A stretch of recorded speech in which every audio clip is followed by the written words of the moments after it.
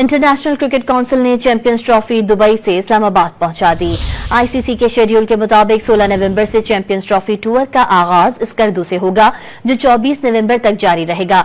स्कर्दू के बाद champions trophy को K2 बेस कैंप ले जाया जाएगा। ये पहला मौका है कि चैंपियंस ट्रॉफी के शेड्यूल के ऐलान के बगैर ही ट्रॉफी टूर शुरू होगा। भारतीय हठधर्मी के बायस आईसीसी ट्रॉफी के शेड्यूल का ऐलान ताखीर का शिकार है। इंटरनेशनल क्रिकेट काउंसिल ने चैंपियंस ट्रॉफी दुबई से इस्लामाबाद पहुंचा दी। आईसीसी के शेड्यूल के मुताबिक 16 नवंबर से चैंपियंस ट्रॉफी टूर का आगाज स्कर्दू से होगा, जो 24 नवंबर तक जारी रहेगा।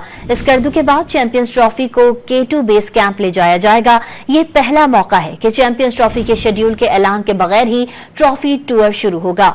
भारतीय हठधर्मी के बायस आईसीसी ट्रॉफी के शेड्यूल का ऐलान ताखीर का शिकार है।